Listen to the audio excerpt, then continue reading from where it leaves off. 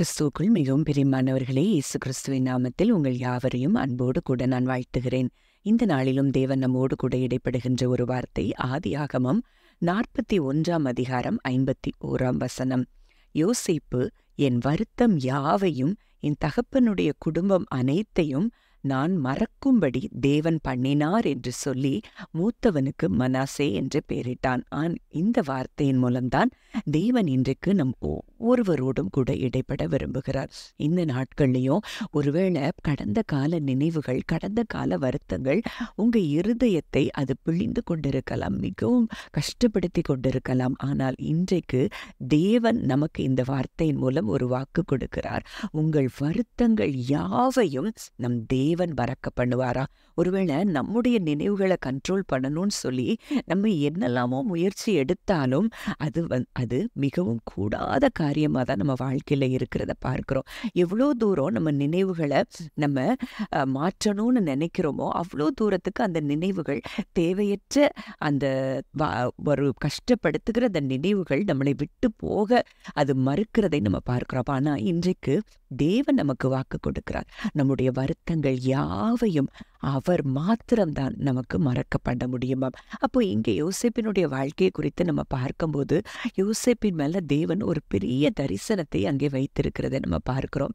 ஆனா அந்த தரிசனத்திற்கு எதிரிடையாகத்தான் அவனுடைய வாழ்க்கையில எல்லாம் நடந்து கொண்டிருக்கிறது. ஒருவேளை உங்களுக்கும் கூட அப்படித்தான் தேவன் மிகப்பெரிய தரிசனத்தை உங்க வாழ்க்கையில உங்களுக்கு தரிசனங்கள் மூலமாய், வாக்குத்தத்தங்கள் மூலமாய், சொப்பனங்கள் மூலமாய் ஆண்டவர் பேசிக்கொண்டே இருக்கலாம். ஆனால் இதற்கு எதிர்மறையாகத்தான் உங்க வாழ்க்கையில காரியங்கள் நடந்து கொண்டிருக்கலாம். ஆனால் அது முடிவு அல்ல அப்படிங்கிறத தான் யோசேப்பின் வாழ்க்கையின் மூலம் நம்ம தெரிந்து கொள்ளுகிற ஒரு உண்மையாயிருக்கிறது. அப்போ இங்க யோசேப்பை அவனுடைய சகோதரர்கள் இஸ்மவேலருக்கு விற்று போடுறாங்க. அங்க அந்த எகிப்து தேசத்துல யோசேப்பு போன பிறகும் அவனுக்கு போத்திபார் வீட்லையும் அங்க மிகப்பெரிய ஒரு கஷ்டம் அங்க வருது. அவனை சிறைச்சாலையில போடுறாங்க. அங்க சிறைச்சாலையில போட்ட பிறகும் அங்க அந்த பானபாத்திரக்காரனுக்கும் சுயம்பாகிக்கும் ஒரு நல்ல சொப்பனத்தின் அர்த்தத்தை சொன்னப்போ அப்போ அங்க சொல்றா, என்னை நீ நினைத்துக்கொள், ராஜா கிட்ட போகும்போது என்னை நீ நினைத்துக்கொள்னு சொல்லும் போது அங்க அந்த வேலைக்காரனும் அதை மறந்து போகிறத பார்க்கிறோம்.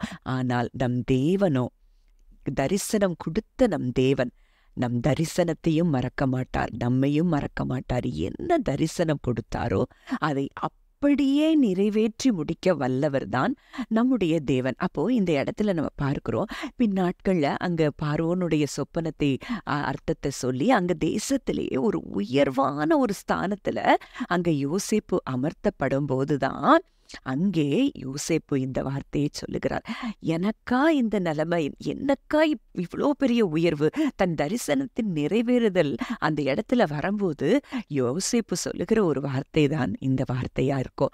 இதுவரைக்கும் என் தகப்பனுடைய குடும்பத்தை குறித்து நான் வருத்தப்பட்டேன், என் தகப்பனை நினைத்தும் அந்த குடும்பத்தை நினைத்தும் நான் வருத்தப்பட்டேன், என் சகோதரர்கள் இப்படியா எனக்கு செய்தாங்களே அப்படின்னு சொல்லி வருத்தப்பட்டேன். ஆனா இன்றைக்கோ என் வருத்தம் யாவையும் தேவன் மறக்க பண்ணினார் அப்படின்னு சொல்லி யோசேப்பு சொல்ல முடியும் என்றால் நிச்சயமாக நீங்களும் சொல்ல முடியும்.